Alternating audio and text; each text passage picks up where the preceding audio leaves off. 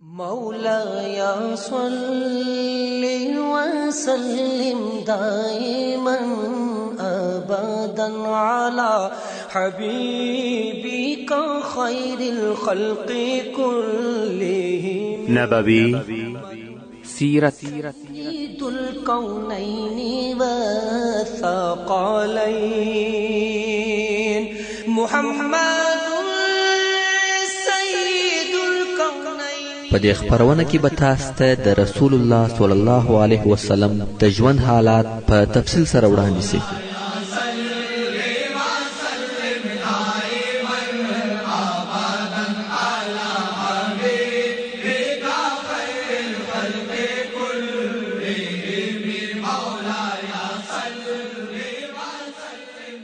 تعليم الإسلام. أعوذ بالله من الشيطان الرجيم. بسم الله الرحمن الرحيم.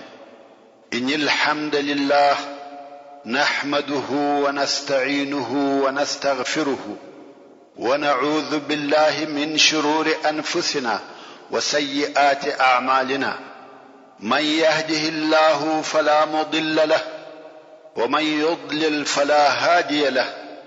وأشهد أن لا إله إلا الله وحده لا شريك له وأشهد أن محمدا عبده ورسوله صلى الله عليه وآله وصحبه وسلم تسليما كثيرا. أما بعد، محترم ورونو، موږ هغه حالات بیانول چې د اهل طائف هم اطمینان حاصل سو او نیت وکړي چې نه به تسلیمیږي، که څه هم د مخه بیرېده او په شک کې و چې تسلیم سو که یا، مگر اوس چې عیینه ابن حسن ورغلی او دا خبرې یې ورته وکړې نو یې بالکل تسلیمېده رد کړه او د جنگ نیت یې وکړي. عیینه ابن حسن بیرته مسلمانانو ته ورغلی. رسول الله صلی الله علیه و آله وسلم پوښتنه ځینې وکړه چې ها کومې نتیجې ته ورسېدې؟ عیینه ویل یا رسول الله ومې بیرول، ستا او ستا د لشکر قوت مې ورته بیان کړي. ورته ومې ویل چې تاسو څوک یاست چې د محمد صلی الله علیه و آله وسلم سره جنگیږي؟ خیبر په هغه اسلحه او هغه قلاو نسو ورته ټینګ، تاسو ورته ټینګېدلای شئ؟ تسلیم سي.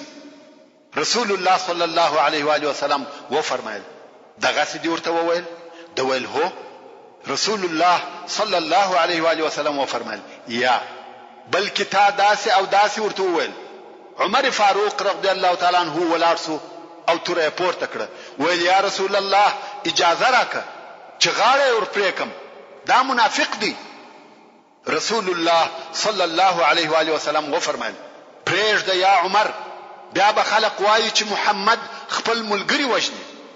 حضرت ابوبکر صدیق رضی الله تعالی عنہ ولاړ سو، هغه هم دغه حال نسوای زغملای چې د رسول الله صلی الله علیه و آله وسلم قاصد دی و کفارو ته د زړه ډاډ ورکړي او هغه د مسلمانانو و جنگ ته تشویق کړي. ویل یا عیینه داسې کارونه کوي او داسې دروغ وایي؟ حال دا چې ته شاهدی ادا کوي چې لا اله الا الله وان محمدا رسول الله، آیا دا د مسلمان کار دی؟ عیینه په عذر او زاروی شروع وکړه. ویل بخښنه غواړم، زه ضعیفه یم، بیا داسې نه کوم، خطا وتم، عذرونه کوي. ورونو، دغسې معلومات زموږ او ستاسې دپاره درس او عبرت دی. اسلامي ټولنه هیڅ وخت د دغسې ضعیف الایمان او منافق مزاجه انسانانو څخه نه خالي کیږي. دا عهد نبوي و او دغسې اشخاص پکې پیدا کېده، خو بیا هم هلته الهي وحي نازلېده او دغسې اشخاص لکه عبد الله ابن ابي ابن سلول یا عیینه ابن حسن او داسې نور پکې رسوا کېده. اوس خو وحي نسته او د زړه مالک الله جل جلاله دی، نو ویش او بیدار اوسئ. په اشخاصو او د هغو په نظریاتو پسې مه ګرځئ. د خپل ځان پیشوا او مقتدا کلام الله او رسول الله صلی الله علیه و آله وسلم او د هغه غوره اصحاب وګرځوئ، نو به مو د جنت د داخلېدو امید پر ځای وي. په پوره ډول سره ځانونه د واقعي اسلام په احکامو خبر کړي. د رسول الله صلی الله علیه و آله وسلم په ژوند او احادیثو ځان خبر کړي او عمل په وکړي. خو متاسفانه نن ورځ داسې شیطان صفته مسلمانان هم پیدا شوي دي چې د کلام الله او احادیث رسول الله صلی الله علیه و آله وسلم معناو ته هم د خپل شیطانی مقصد حاصلولو د پاره تغییر ورکوي، د پاره د دې چې دغه کسانو په دام کې ونه لويږي. فقط د پخوانیو علماو پر تفاسیرو او د احادیثو د کتابو پر شروحو اعتماد کوي. خیر، اهل طائف د خپل قلاو څخه هیڅ نه راوځي او مسلمانانو څو واره د حمله کوششونه وکړه، خو هغه هم د اهل طائف د غشو په سبب نسوای ور د مخه کېدلای. خالد ابن ولید رضی الله تعالی عنہ ورووتی او د قلاو مخته ورته ګرځي، د پهلوانی حرکتونه ورته کوي، د طائف و مشرانو ته ورناري کی چې څوک جنگ او مبارزه را سره کوي، خداها خو هیڅوک نور ته راوځي. خالد رضی الله تعالی عنہ د قلا پر شاوخوا ورته ګرځي، د خپل همت او غیرت او بیا د دوی د بی غیرتی خبري ورته کوي چې ګوند یو څوک راوځي، او بیا ورته وایي چې څوک مبارزه را سره کوي، بیا هم څوک نور ته راوځي. دی رضی الله تعالی عنہ بیا هم ناره وروهي، خو آخر عبد یالیل ورته راځخ کړ، ویل یا خالد که یو کال پر دغه ځای ودرېږي په والله که څوک در ووځي. خالد رضی الله تعالی عنہ هم بیرته راغلی، حتی د مبارزې د پاره څوک نه راوځي. بیا نو مسلمانانو د بابا جوړ کړ، هغه چې په خیبر کې لیدل او استعمال کړي و، او هلته مدرته ویلی و چې د بابا یو لوی زنه ده چې د لرګي عربی لري او په څو نفرو پرې وهل کیږي، د مخ د خوا په سرمونو او پوستو پټه ده، د دې د پاره که دشمن په غشو وشته غشي په هغه سرمونو کې بنديږي، او هغه څوک چې پر دغه زنوي و هغه ته نور رسیږي. دغه سرمنې او پوستونه یې بیا په اوبولندول، ځکه که په اور هم ووشتل سي بیا هم دغه پوستونه اور نه اخلي. نو مسلمانانو دغه د بابا جوړ کړه او 100 نفر اصحاب کرام دغه د بابې تر شادي او پوری وهیه غواړي چې دغه زنه د قلا و دیوالته ورورسوي، او هلته ورته کشیږي پر وروخیږي او قلا ته ورواوړي. اهل طائف ورته ګوري چې مسلمانانو په ثقيله اسلحه شروع وکړه، ځکه دا د هغه وخت لو او درنه اسلحه و. واقعا هم دغه د بابا د طائف و قلا ته ورنږدې شو. د اهل طائف سره بیا یو بل اسلحه موجوده و، لکه کوچنی منجنیق چې ډبرې په وشتلې، هغه بیا دغه اسلحه ورته کېښول او دغه د مسلمانانو د بابا په لوی ډبر ولي، په غوښه نه ولي، ځکه غشي تاثیر نه پر کوي، بلکې په ډبره ولي. په دغه ډبرو د بابا ماته سو، ځکه دغه د بابا د پخوا څخه مضبوطه نه و جوړه شوی، دالته یې پرسیانو سره بند کړی و، د کار چلولو د پاره موقتی شی و. نو د بابا ماته سو او بیا یې پر اصحاب کرامو د غشو باران جوړ کړ، حتی څو نفر یې زخمیان هم کړ. مسلمانان بیرته پر شا ولاړ او دغه حمله هم ناکامه سو. دغه د طائف محاصره د شلو ورځو په شاوخوا کې دوام وکړ. د مسلمانانو د طرفه دغه حمله او کوششونه پر لپسې جاری دي چې وقلات ورننوزي، خو ټول کوششونه یې بے فائدې و. یو بل ورځ بیا مسلمانانو حمله وکړه چې هغه هم بے فائدې سو. ابو بکر صدیق رضی الله تعالی عنہ د رسول الله صلی الله علیه و آله وسلم سره ناس دی او د رسول الله صلی الله علیه و آله وسلم سره په دغه باره کې خبرې کوي چې باید څنګه او په څه ډول حمله پر وکړو. رسول الله صلی الله علیه وسلم وفرمایل: یا ابا بکر ان الله لم يأذن لي بفتحها، یعنی یا ابا بکر الله جل جلاله د طائف د فتح اجازه نکړه، او دغه د طائف فتح الله جل جلاله تر دغه د مخه په خپل کتاب کې ذکر کړی و چې د سورۃ الفتح په 21 نمبر آیات کې فرمایي: واخرى لم تقدروا عليها، یعنی یو بل ځایسته چې اوس د هغه د فتح کولو قدرت نه لري، چې ډېر مفسرین یې دغه د طائف فتح بولي. الله جل جلاله دغه څه مقدره کړی و چې اوس یې نسی فتح کولای. ابو بکر صدیق رضی الله تعالی عنہ چې دا خبره واورېده ویل: یا رسول الله و خلقو ته د کوچ او بارېدو اجازه ورکو، یعنی په بارېدو یې امر کو. رسول الله صلی الله علیه و آله وسلم و فرمایل هو، ځکه وحی نازل سوی وی چې نیسي فتح کولای. کوم وخت چې ابوبکر صدیق رضی الله تعالی عنہ د رسول الله صلی الله علیه و آله وسلم د خیمه څخه راووتی چې خلق په بارېدو سره امر کی، ویل د چې د عمر فاروق رضی الله تعالی عنہ او ابو المحجن الثقفي په مابین کې یو تود بحث یا سوال او جواب شروع دی. ابو المحجن الثقفي چې د قلا پر بام ولاړ دی او عمر رضی الله تعالی عنہ پر مځکه ولاړ دی، په لوړ आवाज او نارو یو د بل سره خبرې کوي. ابو المحجن ورته وایي تاسو څوک یاست؟ تاسو جنگ نه دی زده، تاسو د جنگ خلق نه یاست. عمر رضی الله تعالی عنہ بیا ورته وایي تاسو لکه کربوړي په غار کې پټ یاست، چیرې به راڅخه ولاړ سئ؟ قسم په الله یو کال به درته ولاړ یو ترڅو وراوتلو ته مجبور سئ. اوس ابو بکر صدیق رضی الله تعالی عنہ راووتی چې خلق په بارېدو امر کی، او دلته د عمر رضی الله تعالی عنہ او ابو المحجن په مابین کې دغه سوال او جواب شروع دی. ابو بکر صدیق رضی الله تعالی عنہ واورید چې عمر رضی الله تعالی عنہ ورته وایي والله یو کال به دلته انتظار درته وباسو. ابو بکر صدیق رضی الله تعالی عنہ ورته ویل داسې مه وایه یا عمر، الله جل جلاله یې د فتح اجازه نه ده کړې.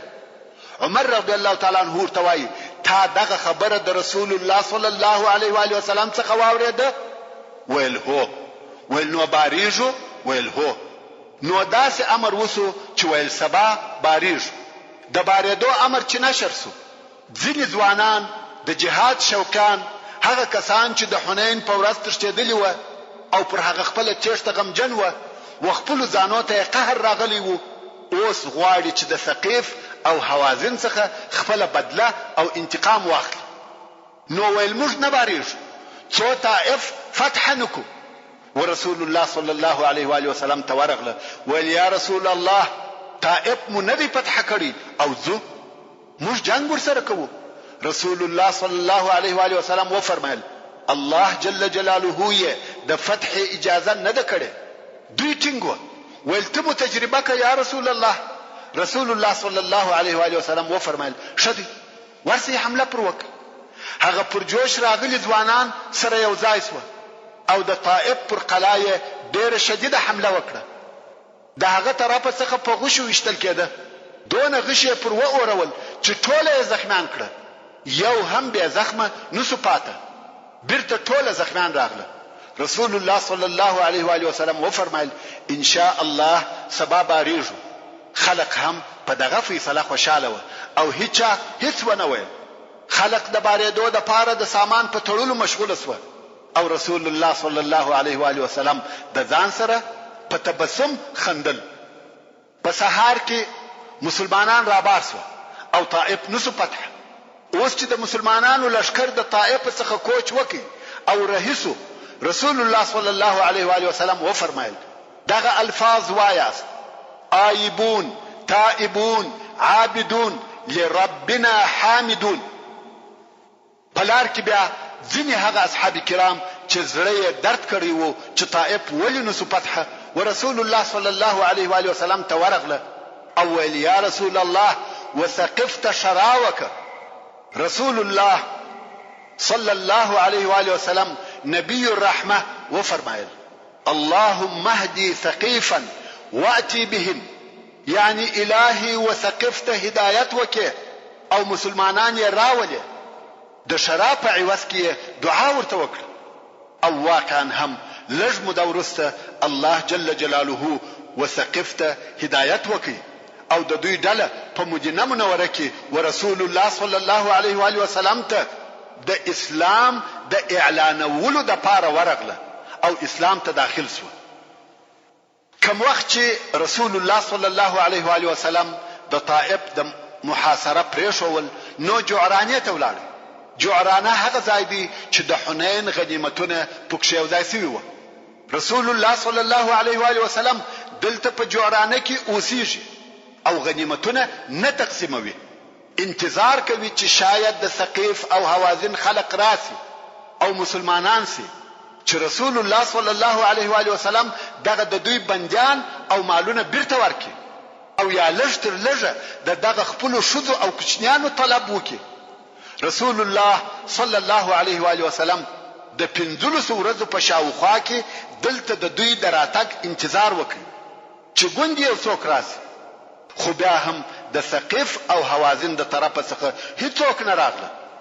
رسول الله صلی الله علیه و آله وسلم د شوال پر شپږمه د مکه مکرمه څخه راوتلی وو. د شوال میاشت پای ته ورسېده، حتی ذوالقعده هم پر خلاصېدو ده. تقریبا 2 میاشتې کیږي چې رسول الله صلی الله علیه و آله وسلم د مکه مکرمه څخه راوتلی دی.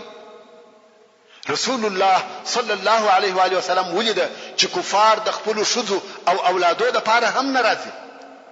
نو رسول الله صلی الله علیه و آله وسلم امر وکړي چې غنیمتونه دی وویشل شي. شذ، کوچنیان، زر، وشان، پسونه دا ټول ویشل کیږي. تقسیم یې اول وهغه کسانو ته ورشروع کی چې په عربي کې مؤلفه قلوبهم ورته ویل کیږي. مؤلفه قلوبهم څوک دي؟ د عربو اشراف او رئیسان دي، هغه چې نوې ایمان راوړي دي، تازه مسلمانان سوي دي، خو اسلام یې تر اوسه ضعیف دي، د تزلزل په حالت کې دي. دا امکانات یې سته چې د اسلام څخه واوړي. نو دغه غنیمتونه په دې سبب وهغه ته ورکول کیږي چې پر اسلام ټینګ شي او اسلام یې قوي شي، زړونه یې و اسلام ته راجذب شي. یا هغه څوک دي چې تر اوسه مشرکان دي، خو رسول الله صلی الله علیه و آله وسلم د هغو د اسلام امید لري، نو ځکه و دوی ته هم په غنیمتو کې حصہ ورکوي.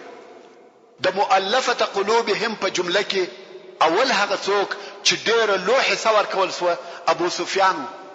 رسول الله صلی الله علیه و آله وسلم په خپل دغه غنیمتو تقسیم کوي. نو اول نفر ابو سفیان.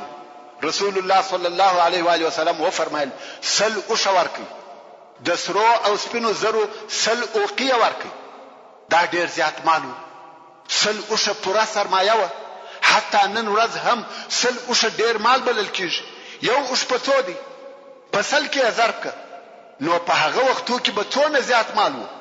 ابو سفیان ډیر خوشاله شو چې دا څنګه سخا او ورکړه ده. ابو سفیان په ټو اوار کوي د زرو سل اوقیه پکښ ورواچولې. ابو سفیان ویل یا رسول الله زما د زوی معاویه حصہ. ویل د معاویه د پاره هم سل اوشه او سل اوقیه د زرو دي. د زرو دغه سل اوقیه هم په هغه پټو کې ورواچول سو. بیا ویل زما د زوی یزید حصہ. رسول الله صلی الله علیه و آله وسلم و فرمایل هغه لره هم سل اوشان او سل اوقیه د زرو دي. دغه سل اوقیه هم په هغه پټو کې ورواچول سو.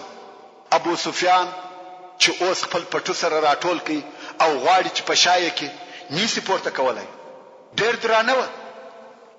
دا د رسول الله صلی الله علیه و آله وسلم عطا او ورکړه. فکر وکړي دا څو نظر و چې یوازې ابو سفیان ته ورکول سو، چې ابو سفیان یې په شا نسی وړلای یا یې په شا کولای نسی. نو ابو سفیان ویل کومک را سره وکړي، راپورته کړي. رسول الله صلی الله علیه و آله وسلم و فرمایل یا په خپل یوازې به پورته کوي او ډې زورن څو اوجه تر لاندې کړه او پورته کړه. د بار سره رهیس.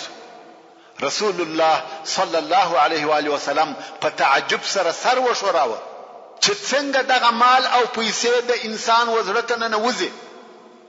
دا هغه اوله ورکړه او حساب. بیا یو حکیم ابن حزام ته سل او شو ورکړه. هغه سل نور وغوښته، سل یې نور هم پسې ورکړه. صفوان ابن امیه ته سل او شو ورکړه. بیا یې سل ورکړه، بیا یې سل ورکړه. حارث ابن الحارث ابن کلده ته سل او شو ورکړه. بیا یې عیینه ابن حسن ته ورژغ کړه. دا هغه سړی دی چې هغه ټول مخالف کارونه یې کړی و.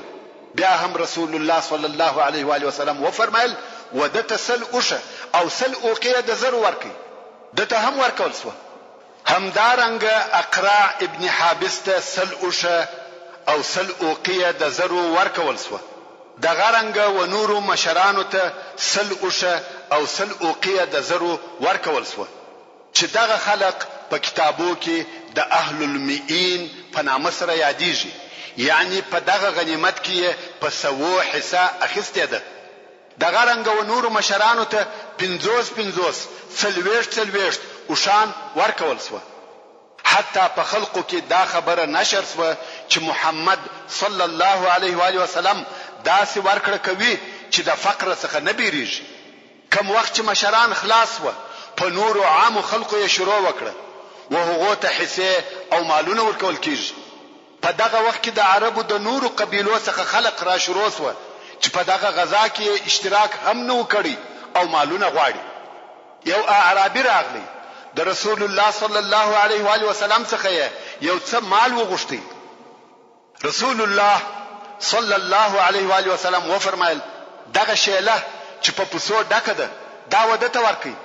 خلق ورته ویل واخله دغه پسونه استا ډیر پسونه و. اعرابي ویل یا محمد صلی الله علیه و آله وسلم پسخندره وه. رسول الله صلی الله علیه و آله وسلم و فرمایل پسخند ندی ورسه بویزه. اعرابي هم ورغلی پسونه بیاي خو په دغه انتظار کې دی چې اوس به ژغ را باندې وسی چې چیرې بیا یو څوک په منع کې خو هغه نه چا منع کوي نه څه ورته وویل د پسونه رهي کړی دي او تر شا ګوري چې اوس به یو څوک را وګرځوي خو نه څوک ستا او نه چا څه ورته وویل. څو خپل قوم ته ورسېدي او قوم ته نارې وروهي وای ورسي مسلمانان سي ورسي مسلمانان سي. محمد صلی الله علیه و آله وسلم د هغه چا ورکړه کوي چې د فقر څخه نه بیریږي. یعنی داسې ورکړه ده چې وزن ته هیڅ شی نه پریږدي او هیڅ دا فکر نه کوي چې زه به یو ورځ محتاج سم. ورونو هر څوک چې هر څونه سخی هم وي د ځان د ضرورت لپاره یو څه مال راګرځوي یا اقلا د احتیاج د وخت فکر ورسره وي. مګر اعرابي وایي د محمد صلی الله علیه و آله وسلم سره د فقر څخه هیڅ بیره نشته.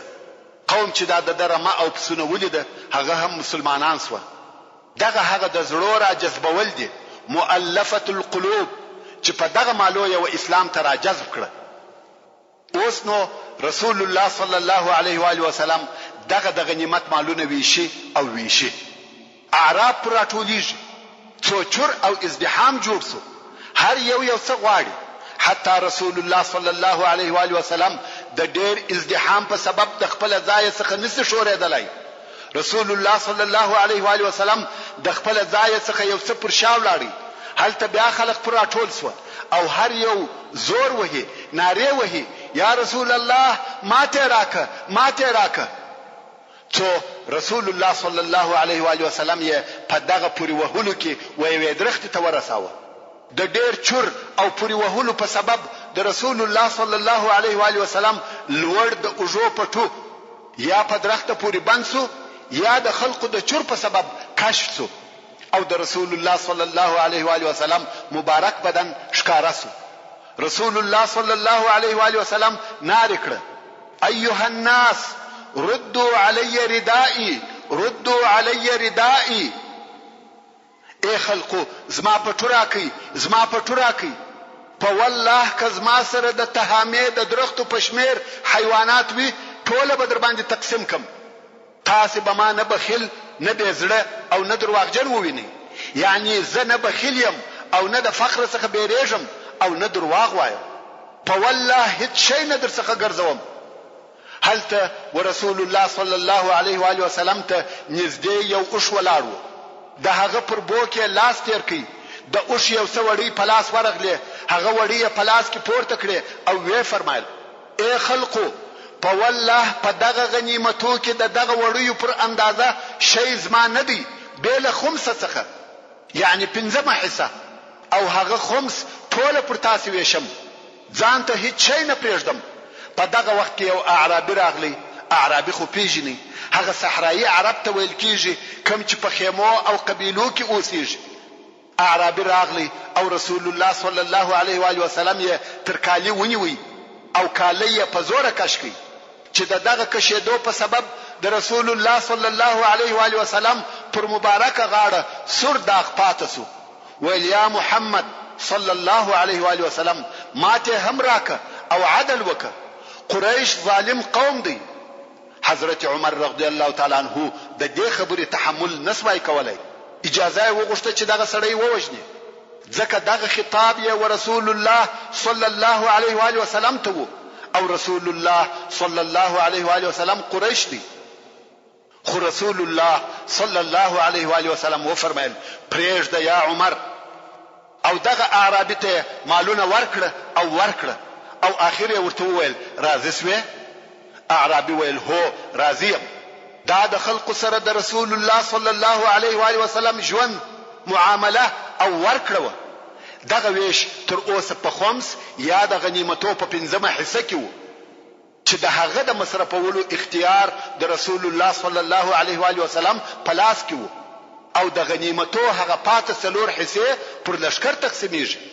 پس له هغه څخه چې رسول الله صلی الله علیه و آله وسلم د خمس د ویشل څخه فارغ شو، نو یزید ابن ثابت رضی الله تعالی عنہ امر کوي چې نور غنیمتونه او خلق دی را حاضر سي، او بیا یې نو پاتې غنیمتونه پر لشکر وویشل چې هر سړی ته 4 اوښه او 40 پسونه ورسېده، او هغه څوک چې آس به ورسره وو هغه ته 12 اوښه 100 پسونه ورسېده. اوس به د امام غزالی رحمه الله قول در ترا نقل کم. امام غزالی رحمه الله وایي د رسول الله صلی الله علیه و آله وسلم دغه د مالو ویشل پر یو حکیم سیاست جوړ او بناوه، ځکه په دنیا کې ډېر داسې قومونه شته چې حق ته په نس سره وروستل کیږي، نه په عقل سره. یعنی نس یې ورچاخکه نو یې حق ته وروله، لکه څرنګه چې حیوانات په یو موټ شپشتو سره خپل لارې ته راوستل کیږي. دغه شپشتې به دې ورته نیولې وي او هغه حیوان درپسې وي، څو یې هغه د وکوټې ته په امن او امان ورولې. دغه رنګ ځینې انسانان ودې ته اړ او محتاج دي چې یو قسم فن به ورسره کاروي ترڅو د ایمان سره الفت پیدا کی او ورته راجذب سي. ورون ویو شي ته متوجه سي د دشمن څخه غنیمت هر شی او هر څونه چې وي پر 15 حصے ویشل کیږي، چې 5مه حصے ته خمس ویل کیږي، او دغه خمس تصرف د وخت د امیر پلاس او اختیار کې دي. څرنګه چې لازم بولی پر هغه قسم به د اسلام او مسلمانانو د مصلحت لپاره تصرف پکې کوي، او پاتې سوی هغه 4 حصے هغه د لشکر حق دی او پر دوی ویشل کیږي.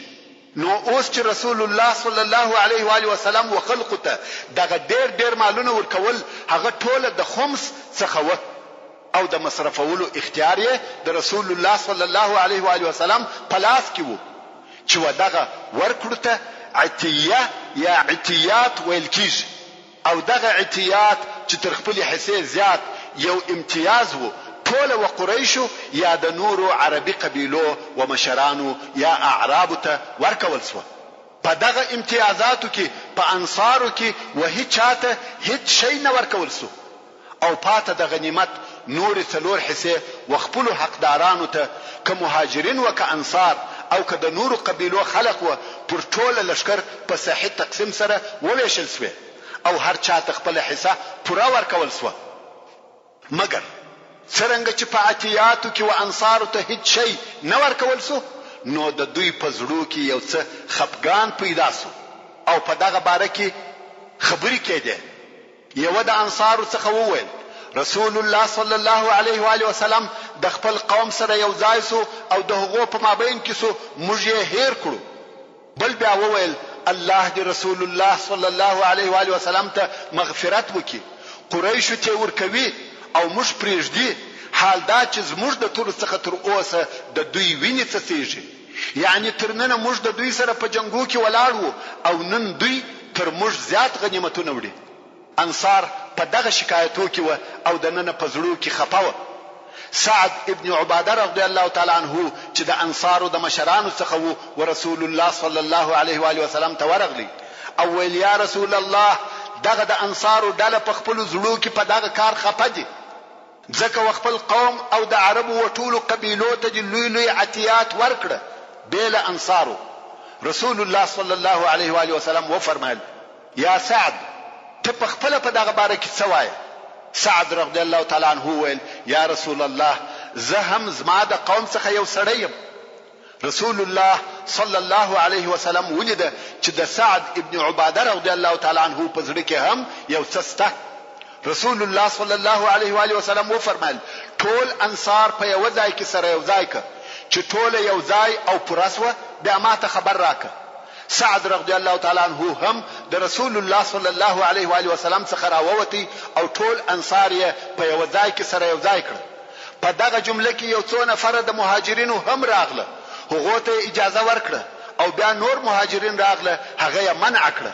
ځکه رسول الله صلی الله علیه و آله وسلم فرمایلی و چې بیل انصارو به بل څوک نوي. کوم وخت چې ټول انصار سره یو ځای سو او یو نفر یې هم نسو پاته، نو سعد رضی الله تعالی عنه ورسول الله صلی الله علیه و آله وسلم ته ورغلی او ویل یا رسول الله د انصارو ټول نفر سره یو ځای سو. رسول الله صلی الله علیه و آله وسلم ورغلی او دوی ته په خطبه ویلو شروع وکړه. د الله جل جلاله حمد او ثنا یې وویل او بیا یې درود ووایه او وی فرمایل یا معشر الانصار، دا څه خبره ده چې ما ته ستاسو په باره کې راورسېده؟ دا چې ستاسو په زړه کې پر ما یو شی پیدا شوی دی، آیا زه و تاسو ته په داسې حال کې نه درغلم چې تاسو په گمراهی کې واست او الله جل جلاله زما په واسطه هدایت درته وکړي؟ آیا زه په داسې حال کې نه درغلم چې تاسو غریبان واست او بیا الله جل جلاله غنیان کړاست؟ آیا زه په داسې حال کې نه درغلم چې تاسو سره پاشلی او مختلف واست او الله جل جلاله سره یو ځای او متفق کړاست؟ هر جمله چې رسول الله صلی الله علیه و آله وسلم ورتوایي، انصار په جواب کې ورتوایي مننه او احسان الله او رسول الله لردی. یعنی هو دا د الله او رسول الله احسان دی، موږ یې منو. د رسول الله صلی الله علیه و آله وسلم د خبرو تصدیق کوي. بیا رسول الله صلی الله علیه و آله وسلم و فرمایل یا معشر الانصار، آیا زما د خبرو جواب نه راکوي؟ هغه ویل په چی سره جواب درکو یا رسول الله؟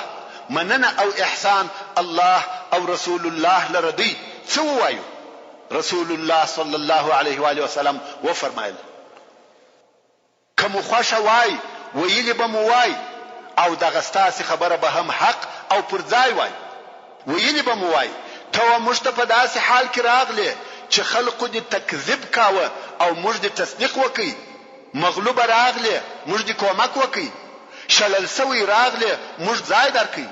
غریب راغلی موږ خپل مال در شریک کړي.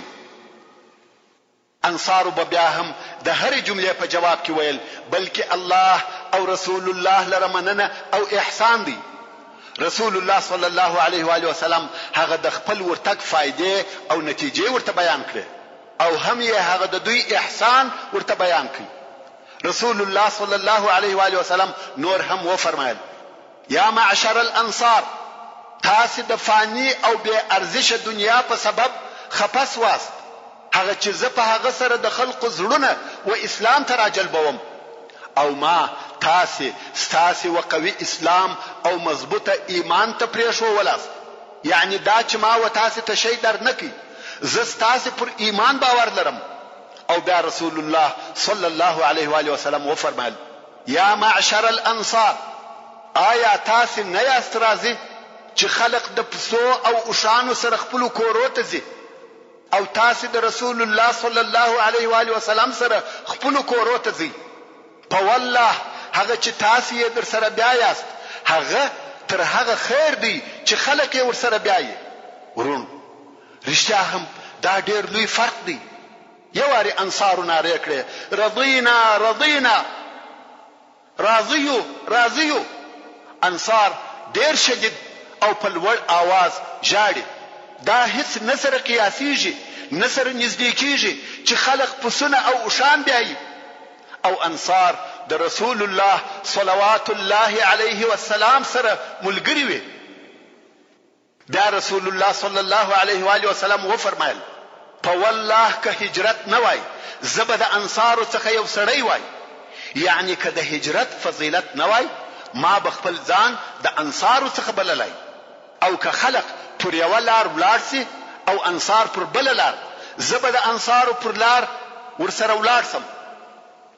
او بیا رسول الله صلی الله علیه و آله وسلم و انصار ته دعا وکړه او وی فرمایل اللهم ارحم الانصار وابناء الانصار وابناء ابناء الانصار. الهی پر انصار ورحمیږي، د انصار پر زامن ورحمیږي، د انصار د زامن پر زامن ورحمیږي. انصار دون وجړل چې جریه په اوشکو لندیس وي او ویل موږ په دې راضی یو چې رسول الله صلی الله علیه و آله وسلم زموږ حصہ او برخه وي. او انصار رضی الله تعالی عنهم اجمعین د رسول الله صلی الله علیه و آله وسلم په دعا ډیر خوشاله شو. د رسول الله صلی الله علیه و آله وسلم په حکمت او ښه تصرف هغه مشکل چې د انصارو په زړه کې پیدا شوی وو پای ته ورسېدی چې ممکن د هغه په سبب یو فتنه جوړه شوی وای. خیر اوس خو نو غنیمتونه ټول وویشل شو. رسول الله صلی الله علیه و آله وسلم او صحابه کرام ځانونه تیاروي چې مکه مکرمه ته ولاړ شي. د مخه تر دې چې دوی حرکت وکړي د حوازن څخه یو ډله راغله. هغه هلته مشوره سره کړې و چې ښځې او اولادونه مو ټول د لاسه ووته. بیله هغه ژوند مشکل دی او مالونه مو هم ټول ولاړه. نو یو ډله چې ټول 14 نفره و او مشر یې زهیر ابن سرد و ورسول الله صلی الله علیه و آله وسلم ته ورولېږل. په دې ډله کې د رسول الله صلی الله علیه و آله وسلم رضعی اکا ابو برقان هم د رسول الله صلی الله علیه و آله وسلم څخه وغوښته چې د دوی اولادونه او مالونه بیرته ورکړي. ویل یا محمد صلی الله علیه و آله وسلم رحم را باندې وکړه، موږ ته هیڅ نس ورا پاته، نه ښځې نه اولاد نه مال نه حیوانات، را باندې ورحمیږه. نور یې هم ډیرې داسې خبرې وکړې چې د چا زړه په نرم سي. رسول الله صلی الله علیه و آله وسلم و فرمایل دغه دونه مدت چې زه دلته پاته وم په والله د بل شي د پاره نه وم پاته بیله دې چې ستاسې انتظار مې کاوه. ما غوښته چې پر تاسې رحم وکم. تر یوې میاشتې زیاته موده کېږي چې زه دلته ستاسې په انتظار وم. 20 ورځې په طایف کې محاصره واست، نس واست تسلیم او تر 10 ورځې زیات دلته ستاسې په انتظار وم نه راغلاست. نه مو د خپلو ښځو او اولادو طلب وکړي. اوس چې ما غنیمتونه وویشل نو تاسې راغلاست. اوس هغه شیان وویشل سوه، د خلقو ملکیت وګرځېدی، اوس څه نسم کولای. هغو بیا هم زاری کولې او ویل یا محمد صلی الله علیه و آله وسلم یو چاره مو وکړه. رسول الله صلی الله علیه و آله وسلم و فرمایل تاسې زما سره دغه خلق ویني، یعنی زه یوازې نه یم چې د خپل خوښ سره موافق تصرف وکم، بلکې دغه خلق مې هم ملګری دي او ما ته تر هر څه رښتیا خبرې خوښ دي. او تاسې اوس ووایاست چې ښځې او اولادونه مو خوښ دي که مالونه؟ یو د دغو دوو څخه اختیار کوي. ټول شیان نسم در ردولای، یا به مالونه غواړي یا به ښځې او کوچنیان غواړي. هغو ویل د اولادو سره هیڅ شی نه برابروو. ویل لا نعدل بالاحساب شیئا، ښځې او کوچنیان غواړو. رسول الله صلی الله علیه و آله وسلم و فرمایل کوم وخت چې موږ د ماپښین لمونځ ادا کړي تاسې ولاړ سئ او ووایاست موږ و مؤمنانو ته رسول الله صلی الله علیه و آله وسلم شفیع کوو او رسول الله صلی الله علیه و آله وسلم ته مؤمنان شفیع کوو چې و موږ ته زموږ بندیان راکړي. کوم وخت چې مسلمانان د ماپښین ولمانځه ته سره یو ځای سوه د حوازن ډله ولاړه سوه او دغه خبره یې وکړه.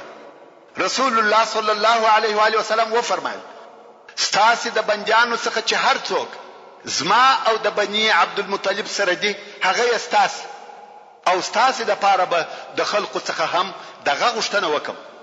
مهاجرینو چې د رسول الله صلی الله علیه و آله وسلم حال ولیدی چې د حوازن سره یې رحمت او مهرباني وکړه او رسول الله صلی الله علیه و آله وسلم قصداً دا کار وکړي ځکه د علیه الصلاة والسلام غوښته چې نور مسلمانان یې هم متابعت وکړي. نو مهاجرینو وویل هغه نفر چې زموږ سره دی یعنی موږ ته په حصه کې را رسېدلی دی هغه یې هم ستاسې او دا هم د رسول الله صلی الله علیه و آله وسلم د عزت په سبب.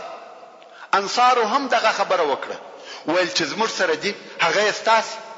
عیینه ابن حصن ولاړ سو او ویل زه او بنو فزاره چې د ده قبیله وه یا هغه چې زما سره دي هغه نه درکوم. اقرا ابن حابس وویل مگر زه او بنو تمیم یا هیڅ شی نه ورکوم. عباس ابن مرداس چې د بني سلیم رئیس وو ولاړ سو او ویل هغه چې زما او د بني سلیم سره دي هغه هم نه ورکوم. دغه دلاوري د عیینه څخه زده کړه مگر د بني سلیم د قبیله افراد په خپل ولاړ سو. ویل یا هغه چې د بني سلیم سره دي هغه یې ستاسې. عباس ابن مرداس ویل و مو شرمولم سپک مو کړم. نو بني سلیم د هغه خپل مشر اطاعت ونه کوي او د حوازن بندیان یې د رسول الله صلی الله علیه و آله وسلم د عزت لپاره ور اله کړ. بیا نو رسول الله صلی الله علیه و آله وسلم یو عام اعلان وکړي او وی فرمایل دغه خلق مسلمانان راغله او ما چې د غنیمتو په ویشلو کې دغه ډیر ځند وکړي هغه هم د دوی په سبب او اوس ما دوی ته اختیار ورکړي چې مالونه غواړي که اولادونه. دوی د شذو او اولادو سره شی نه کوي برابر. نو اوس که د چا سره د دوی د شذو او اولادو څخه یو څوک ورسره وي او په خپل خوښه ور پریږدي خو ښه ده ښه. او که څوک غواړي چې د مال په عوض او مقابل کې ور پریږدي هم دې ور پریږدي او هغه لره د هرې حصې په مقابل کې 6 حصې د هغه مال څخه ورکوم چې الله جل جلاله یې اول ما ته پلاس راکړي. یعنی هر هغه غنیمت چې اول پلاس راغلی دغه د حق 6 چنده ځینې ورکوم. خلقو په یو ور نارې کړې چې موږ یې د رسول الله صلی الله علیه و آله وسلم د عزت لپاره په خپل خوښه ور اله کوو. رسول الله صلی الله علیه و آله وسلم و فرمایل په دې ډول چې ټولو نارې کړه ما ته نه را معلومیږي چې څوک راضي دي او څوک ناراضه. اوس ولاړ سئ او ستاسې مشران دي بیا ما ته حال راوړي. ورونو دغه ته عدالت او حقیقي مساوات ویل کیږي. رسول الله صلی الله علیه و آله وسلم یوازې په دې سره کفایت ونه کوي چې په مجموعي ډول سره ټولو نارې کړه چې موږ په خپل خوښه ور اله کوو بلکې دغه رضایت د تاکید لپاره یې دا موضوع وزندول او وی فرمایل چې یاد هر شخص په خپل ورسول الله صلی الله علیه و آله وسلم ته وایي یاد د خپل مشرانو او وکیلانو په واسطه دغه خپل رضا اعلان کړي. دا داسې عدالت او مساوات نو لکه د نن ورځې چې په الفاظو او شعارو کې موجود دي خو په حقیقت کې هیڅ وجود نه لري. بیا په ورسته کې ټول مشرانو دا خبر راوړي چې ټول افراد یې په خپل خوښي او ستاد رضا لپاره ور اله کوي چې په نتیجه کې ټول خلکو خپل بندیان اله کړ. بیل دوه نفرو چې یو یې اقرا ابن حابس وو د بنو تمیم رئیس او بل یې عیینه ابن حصن وو د غطفان رئیس. رسول الله صلی الله علیه و آله وسلم دغه دوه نفر راوغشتل او ول بندیان ور اله کوي. هغه ویل یا رسول الله دا اوس زموږ ملک وګرځیده نه ور پریږدو. رسول الله صلی الله علیه و آله وسلم و فرمایل ور اله کوي او زب انصاف تر سره وکم بدله به درکم. عیینه ویل څو یا چی شرا کوي؟ رسول الله صلی الله علیه و آله وسلم و فرمایل د هر بندي په عوض کې 4 اوشان. عیینه ویل راضیم. نو د حوازن هغه پاته بندیان په دغه طریقه سره ور اله او خلاص و او بیا رسول الله صلی الله علیه و آله وسلم و هر بندي ته یو جوړه کالی هم ورکړه مگر د حوازن قبیله سره د دې چې ټول بندیان شذ او کوچنیان ور اله او خلاص و پر هغه خپل کفر پاتس و مسلمانان نسو. په دغه وخت کې د یو داسې سړي وزړه ته اسلام لار وکړه چې د هغه د اسلام او مسلمانیدو هیڅ امید نه کېدی چې هغه د حوازن رئیس او سردار مالک ابن عوف دی هلته په خپل قلعه کې په وادي لیه کې وو او د بیرې د قلعه څخه نسوای راوتلای حتی طائف ته هم د بیرې نسوای تلای. نو یې په زړه کې د اسلام شوق پیدا سو او ول ټول خلق د محمد صلی الله علیه و آله وسلم سره دي موږ هیڅ نسور سره کولای او که موږ نور هم پر دغه کفر پاتسو نو هیڅ وخت طائف ته هم نسو تلای. نو یو رسول الله صلی الله علیه و آله وسلم ته نفر ولېږي او د هغه علیه الصلاة والسلام څخه یې امان وغوښتی. رسول الله صلی الله علیه و آله وسلم هم امان ورکړي. پس له امان څخه مالک ابن عوف و رسول الله صلی الله علیه و آله وسلم ته ورغلی او مسلمان شو. رسول الله صلی الله علیه و آله وسلم د اسلام د امتحان د پاره مالک ابن عوف د سپرو د یوې ډلې امیر وګرځاوه او ول پر طائف حمله وکړه. مالک ابن عوف هم هغه ډله ورسره رهي کړه.